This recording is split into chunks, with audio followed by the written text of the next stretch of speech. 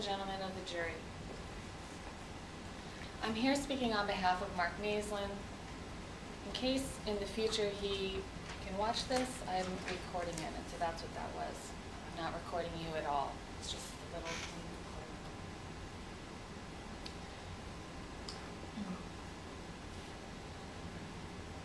This is why that we are here today. It's the 7th Amendment of the United States Constitution. It is the right that we have when we have a dispute to come to court and to have our disputes resolved by a jury of our peers, our community, people who we live around and live with and who represent us as a society. I have had the really very unfortunate experience to have people who come into my office apologizing that they need to have a lawyer. And because that is how our society has moved over the years. It can be, it is demoralizing for everyone, for our society, for us to have to be ashamed of our right to come to trial, to resolve our disputes. Thank you for being here with us for 2 weeks.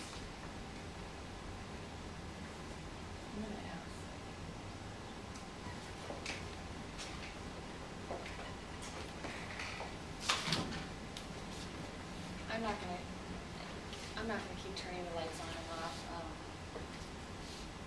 Maybe that's just turning them on.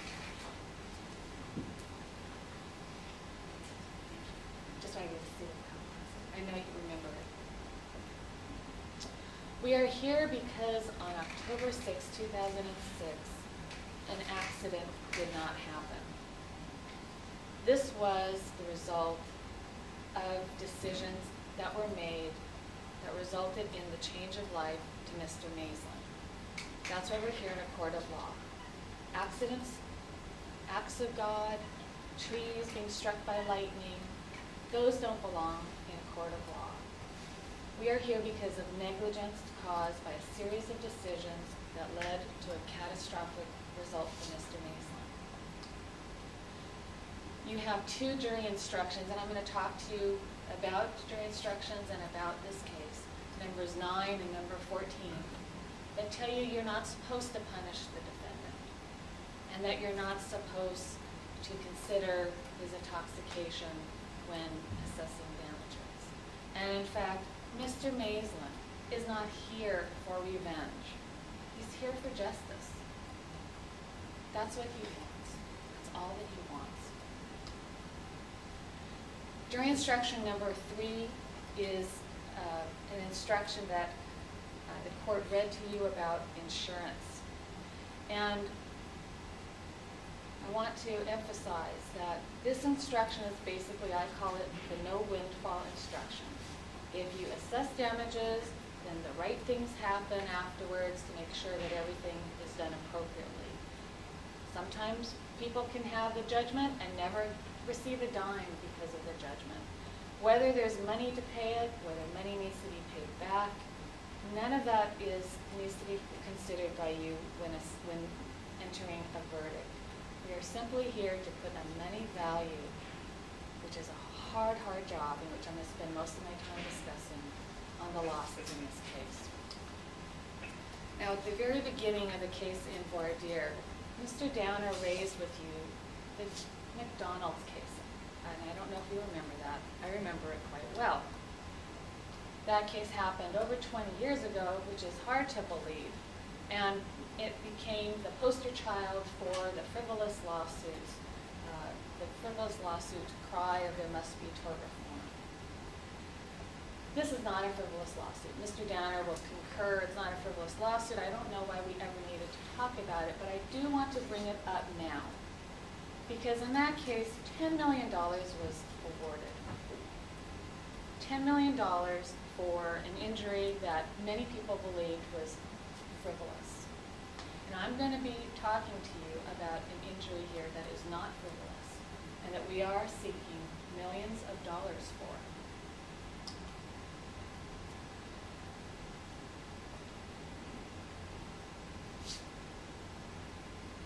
Nobody in this case has been frivolous to one another. we have not brought, I'm sure Mr. Danner will agree, this lawsuit is not frivolous, and I will agree that he has the right, on behalf of his clients, as does Mr. Sutherland, to dispute. That's what the process is involved. It's adversarial so that we can show the truth. But there are some tactics here that I don't think were really fair, and I'm going to tell you why. On October 6, 2006, a corporation, a national corporation, and their subsidiary basically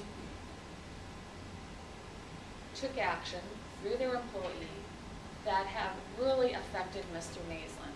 He did not want this to happen to him.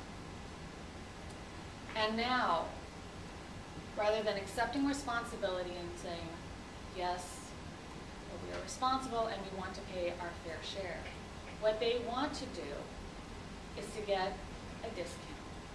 They want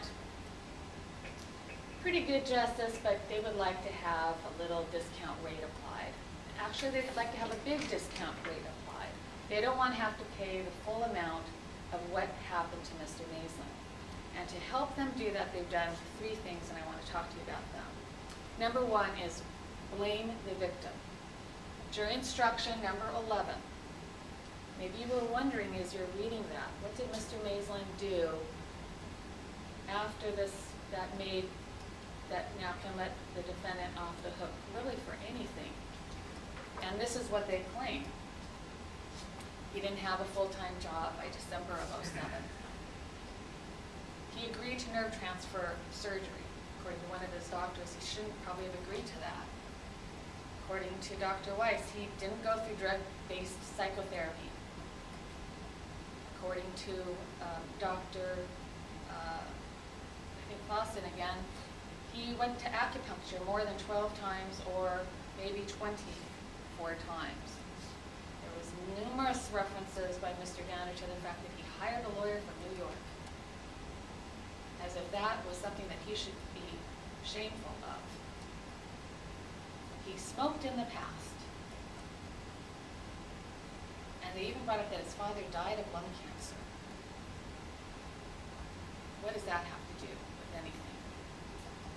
He had fluctuating income, and I told you during opening, Mr. Maislen worked and he was responsible, but he had a passion for theater, and he's always done a lot of theater, and directing and producing and writing and dancing.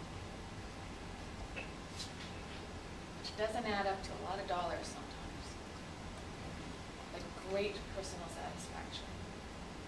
And at the end of our lifetimes, what do we calculate as being the most important? The amount of dollars we accumulated or the type of life that we led?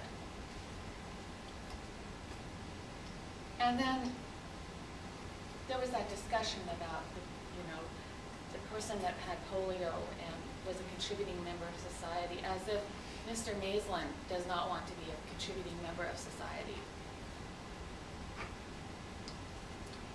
This is a mythical creature known as the red herring.